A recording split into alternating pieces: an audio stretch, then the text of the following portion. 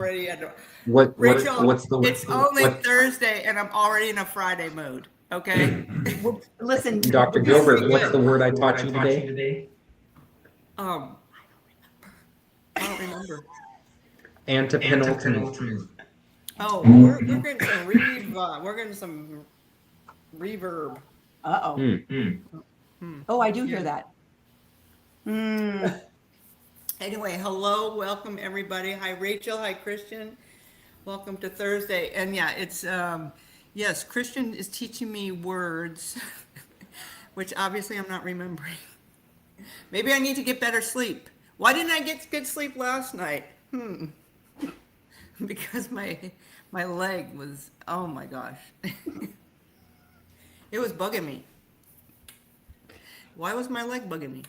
Well, yeah, it's because of my plan B. I'm going to blame it on my plan B. Because Rachel, I don't know about you, but I haven't been exercising out here in this, outside in the smoky zone. As a matter of fact, I don't recommend people to be exercising outside when it's so smoky like this. I feel so bad for the people who are really experiencing, terrible effects. And so I'm not trying to complain, but I'm gonna pivot my workout from outside to inside. I'm grateful that I am able to do that. And yesterday I pivoted to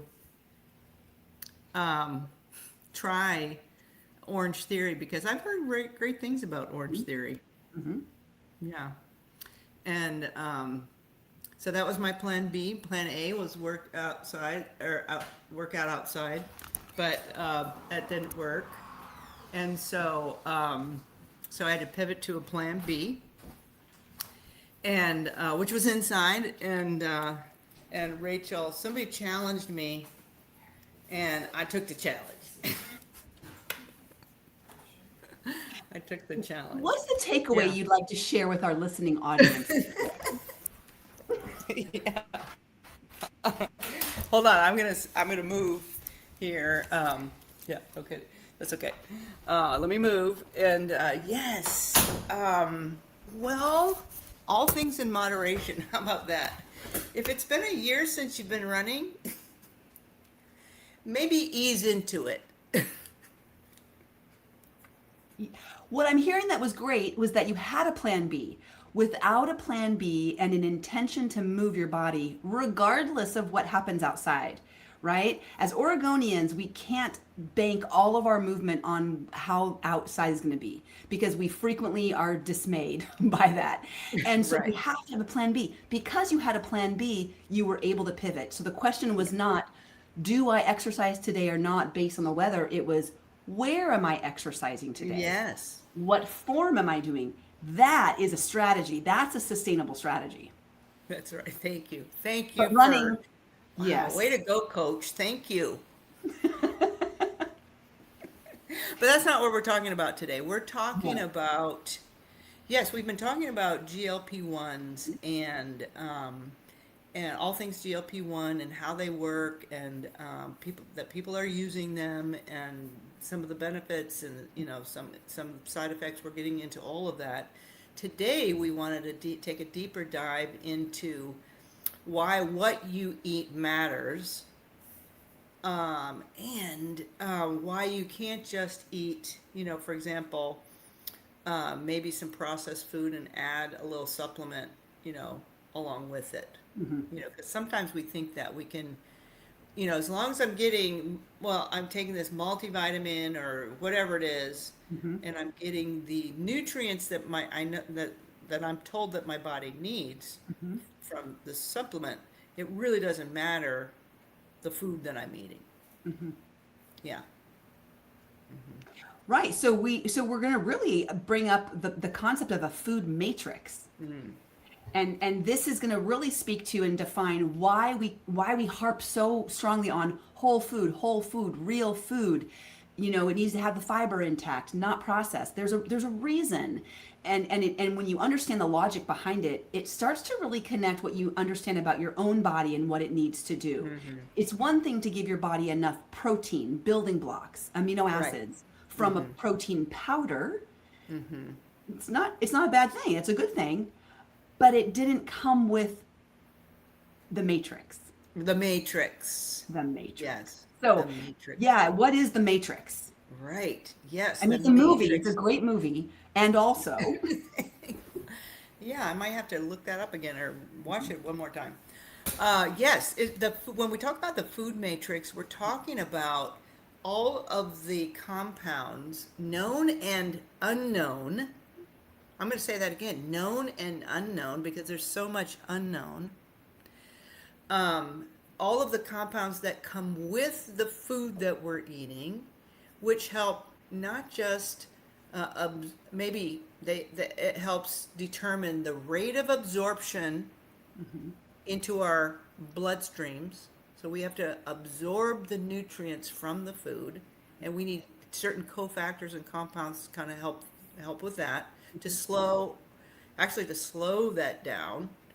And then we need to take it so that's getting it from the gut. So it goes from we eat it into the gut, it goes from the gut into the blood, and then it has to go from the blood into all the cells, right? So it's all the rest of the compounds in food that help you move from the gut to the blood and then into the cells. Yeah, that's the food matrix. and so what are they doing to foods that are processed or even, minimally processed? What did they do to the matrix? Why is the matrix not in that packaged product? Why is it missing? Yeah, well, I mean, because it's so broken down and They took it stripped. away, right? Yeah. Yeah, it's broken down and stripped away. That's right. As a matter of fact, I was looking at a question about the latest greatest food that was entered into our history in 1928, and everybody thought it was the best thing. And this is where maybe this comes from, the best thing since sliced bread. It was Wonder Bread, which started to be sliced. We used to sell bread whole. We used to sell whole bread whole. And then we sold ultra processed bread sliced. but the Wonder Bread strips all of it out, and then it kind of sprinkles back in, and we call it enriched. Enriched. And even though we enrich foods, you'll see this on product labeling a lot. It says enriched, or that means they stripped everything out of it and then they sprinkled a little bit back in, but it's not all the compounds that were in the original food to begin with, which help the uptake and assimilation of the nutrients that my bodies need to build my cells. Yeah, they really couldn't strip all the food to make ultra processed food and not sprinkle and enrich it back in, because people would die. Because literally the food, right? When you strip a food like a Wonder Bread of all of its matrix compounds, you're left with bread, but no nutrition. So there would be no vitamins, minerals, nothing. So they have to add it back in. They have to, add it back in just so people can survive, knowing that for many people, if that's the only thing they're eating, that's the only place they're getting nutrition as far as the vitamins and the minerals. But as you're saying, now though, it's devoid of its fiber matrix, of the chemicals, the compounds, the things we don't even know about that interact with other things we eat. And so then there's a synergy with foods. They interact with each other when they're whole. Yeah, I just heard this or read this, that even the apple has how many compounds? I mean, it's okay, so forgive me for not remembering the exact, but it's either 200 or 2000. It's one of those. It's not 20, it's not 2, it's not 20. It's 200 or more, which blows my mind to think that apple has not just, the peel and the pectin and probably some vitamin C and things like that, but it's got so many other compounds in it for my health. Yeah, pretty amazing. Yeah. Right. And then Christian, what do you think about the food matrix, sir? Is my thing still reverbing? Yeah, sorry, it's still reverbing. Oh, I don't know how to help that. Let me exit out and I'll pop right back in. Okay. There we go. Let's try that. While he's coming back in, good example of this for people listening. I'm still hearing it now. Ooh.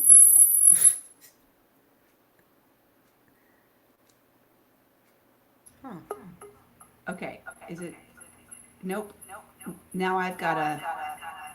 Oh, so. Okay, Dr. Gilbert, you're on your own for a minute. I'm going to pop out. Okay. Okay, so sorry. So sorry, Do I everybody. have Yeah. reverb? No, I don't think so. Oh, sweet. Oh, and now Rachel's gone. Technical difficulties. Anyways, Yes, sorry. what I was going to say is building off Rachel's point is, we take all this food, or we take all these nutrients and substances out of food to purify it. And then we have to enrich the food by adding it back in. And another reason we have to enrich foods is because when you take all these nutrients out and you take out all the bad fat, right? Fat-free food, it doesn't taste very good. And so then we have to add in sugar. We have to add back in these enriched, we have to enrich the food because it doesn't taste very good. Right. Yeah. So, no kidding. So, maybe, yes. So, another thought about that is that when we take, we do a lot of research studies. We know that vitamin C is so important for immune function. We know vitamin E is so helpful for our eyeballs. We know, about leucine, a specific amino acid, and how important that is for muscle protein synthesis. So we study all these different elements or nutrients individually and see how important they are.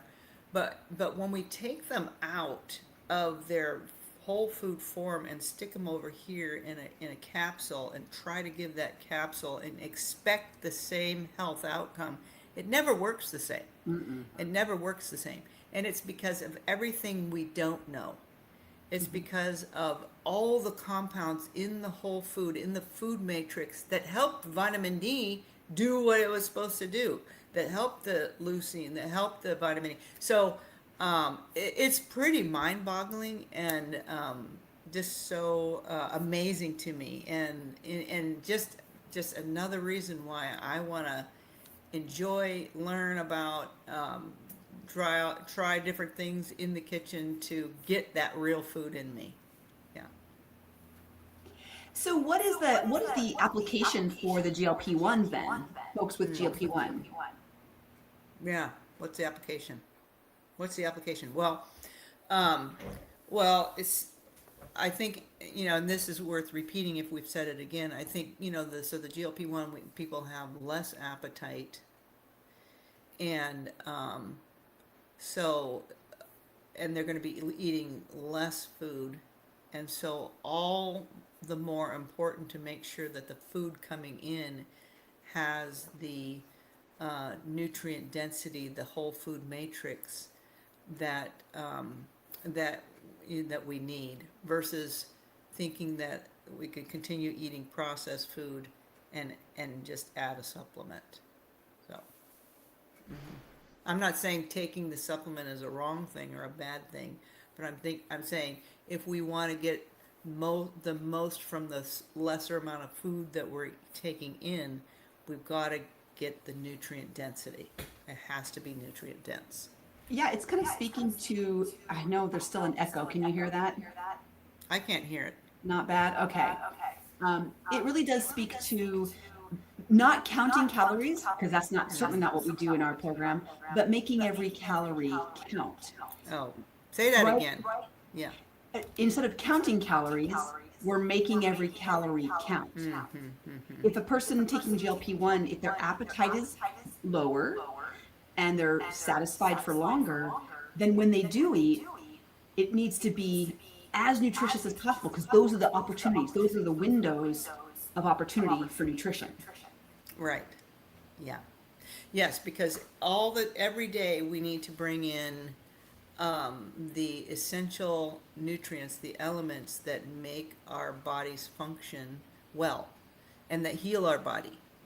And I think of it as, like there's some minions in our guts that are kind of watching this conveyor belt of food going by, and their job is to check off the nutrients that are coming in that are essential that the body needs, and that gives feedback to the brain about satiety and hunger cues and things like that. And if it's processed food, or if it's not the whole food matrix, they're not going to be able to do their job as well. Yeah. So, yeah. So important to eat that whole real food. Are we stuck? Did we stall? No. I'm here. I just think that there's a lot of I'm getting a lot of feedback, so I'm trying Oh, to. so sorry. Yeah, that's all right. So sorry. Yeah. Yeah, I'm not sure. I don't know what to do. We haven't had this problem before. I know this is an interesting one. Well, so maybe you can share a little bit about how our program at Oregon Weight and Wellness, what we're doing with nutrition counseling and how we're really addressing this Yeah, great. Yeah, patient by super. patient. Yeah, so right, we take a deep dive into the different parts of food, different element. I call it the 3 E's. We take a deep dive in what are the essential nutrients your body needs, can't make on its own. It has to bring them in, and it brings them in the best way through whole real food because of that food matrix. We talk about energy and where energy comes from, and we talk about the fact that most of us are storing the energy. So if we want to use the energy that we have already stored, we don't need to bring as much food energy in. So we differentiate elements and nutrients from energy. So we make that differentiation, and we talk about those foods that are high in nutrient density and lower in energy density. And the best examples of those are your high fiber vegetables, usually the above ground vegetables, in your beans. I mean, 2 nutrient dense, lower energy, high fiber foods that that check those food matrix boxes. Yeah, so we talk a lot about that and differentiate between nutrients and energy. And then we also talk about enjoying food, because if I'm telling you to eat Brussels sprouts and you hate Brussels sprouts, I mean, you might kind of grin and bear it for a week or 2 or even a month, but you're gonna quit, right? Because this is gross. Yeah. So we really try to find the foods that you enjoy, and do a little bit of food upgrade. Yeah. So we take a deep dive into nutrition, and then the other thing is we coach along. So, for example, some of us are eating the standard American diet when we come in, and we don't ask people to do a 180-degree turn where they clean out their whole closet, or a pantry or a refrigerator. Sometimes people are willing to do that, but most of the time we can't.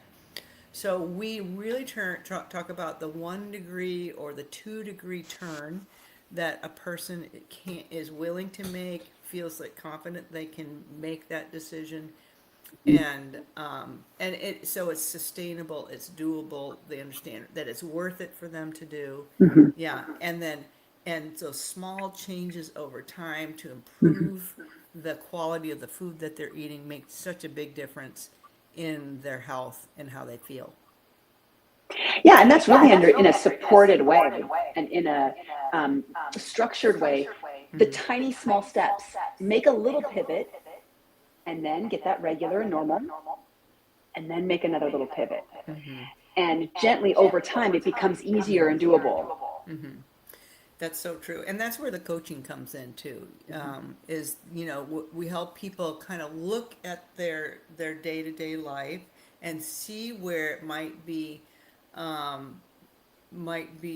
the easiest place, or the simplest place might be a better word, to make that change, and then take those small steps, develop those tiny habits to sustain the change. Yeah. Yeah, and I like that when we're talking about like individualized, where we would like someone to start and where someone's ready to start doesn't always match. So we don't start with where we want to start. We start with where they're ready. Where is the energy? For instance, someone might feel like they really should be exercising more, but also their sleep is pretty bad. Which one do they fix first? And usually the answer is, which one are you ready to fix? Right. Which one do you feel most motivated or prepared or confident that you can fix? Let's start there with the easier wins. That's right. Yes. Yeah. So yes, because we need both motivation and confidence and to make a change. So important in changing anything in our lives. And so if it's something that I am ready to do, or if it's a small change, I mean, it doesn't take a lot of motivation to, let's say, if I already have an egg in the refrigerator to maybe make the egg for breakfast, but it would be a huge change. If you're asking me to get this whole list of ingredients for this complicated dish that's supposedly really healthy for me. So I want to shrink the change and then try it a couple of times, build my confidence, and that just that keeps people engaged and motivated and ready to do the next thing. Yeah. I was gonna say something here.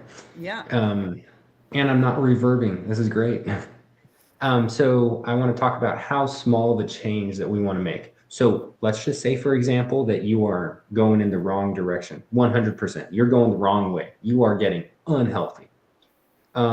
So we know it takes 180 degrees to turn around, right? A full circle, like a 180, you turn completely around and you start going backwards. So how long would it take you to turn around, or how small of a change would you need to make every single day if you wanted to turn your life around in 1 year? And the answer is so 360 is almost 180 times 2. So we can divide that by 2, divide that by 2. Anyways, 1/4 of a turn. So you just need to turn 1/4 of a degree, and then within 1 year, you will have made the complete 180 degrees Wow. turn. Yeah. So, we think of, oh, I need to turn my life around so fast, and it's so hard to do that, and I can't do that. But if you take a step back and you think about the big picture, 1 year, that's not a whole lot of time, and but it's enough time that you can accomplish a lot in 1 year. And then you break it down to that final step. How much do I need to turn or change every day? And 1/4 of a degree. So day by day, it's imperceptible. But if you take a step back, that's a big change. So yeah, small changes every day, consistently trying to improve. That's what's important, because you add it up, and it's a big change when you look at it from way back. Yeah. Great point, Christian. Yeah, that's a great point. So shrinking the change and being consistent, and then with making changes every day, giving yourself grace and time. In a year, yeah, a year I went from an A1C of 10 to 5.6. So I mean, it's possible. It's doable. Change is possible, and a little bit of change at a time. And yeah, a year isn't a long time to make huge changes in your health. Great. Yeah, so important. All right. So how do we want to? I think we're coming to the end of the time here. So food matrix, so important. And we talk about that here at Weight and Wellness. We coach this small change that makes it doable, enjoyable, and not gritting your teeth, not dieting, not starving yourself, not overly restricting, not I can't eat this, I can't eat that. It's what beautiful food out there is there for me to really enjoy and nourish my body with. So give us a call, and we'd be happy to help you on that journey. But in the meantime, Rachel, tell us what's for dinner. Okay, I'll make, because there's a lot of reverb here. But we've been on a Buddha bowl mix. So it's kind of like the Nourish bowl all week. We prepped a couple of things, and then every night we make another new element and kind of add it to the mix. So it's a little bit of leftovers every day and a little bit of new stuff, and we're kind of revitalize it. It's just kind of the mode we're in right now. So it's kind of the Nourish bowl mode. Very nice. Yeah, very nice. How about you, Christian? Do you know what's for dinner for you? Yeah, and this is a good example of a recipe that you can make better. One of my favorite recipes growing up was cream cheese chicken. It's super simple. You have some chicken, you cook it in an instant pot, so fancy, and you add some salt, some pepper, some Italian spices, and then obviously it's got cream cheese in it. And you shred the chicken and you eat it on rice. But what I've started doing as I'm trying to get healthier and make better food choices is you can swap that rice out for another whole grain instead of just white rice. And then I now love steaming broccoli or cauliflower, or you can do it with other veggies. So the sauce, the chicken sauce, you can start eating that on all sorts of veggies. So I think we'll have some broccoli with a little bit of this chicken sauce on it. Oh, sounds delish. Sounds delicious. And I'm gonna keep making it healthier every time I make it. There you go. I love it. That 1 degree change. I love it. Very good. Excellent. So yes, we introduced Christian to bulgur while he was here. So yeah, yay. It's super tasty. I approve. Yes. And so what am I having to? I don't know. So yeah, it's what I'm gonna go to my super fridge. Because and last night I had in my super fridge was an eggplant, and it was eggplant, and I had a little egg white with my eggplant. But yeah, so I don't know, but I have we have beautiful fruit from our trees. Maybe I'll have just a little bit, not too much, early, because I don't want to eat that too late in the day, but.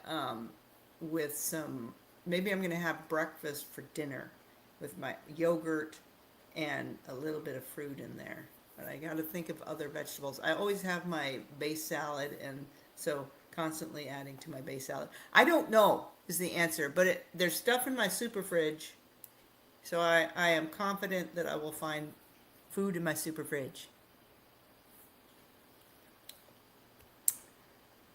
Okay. All right. Well, I apologize for all our trouble. Hopefully we'll blame it on the smoke. I don't know, but but yeah. Until next time, enjoy eating that whole real food, everybody. Thanks, everybody. See you later. Stay healthy.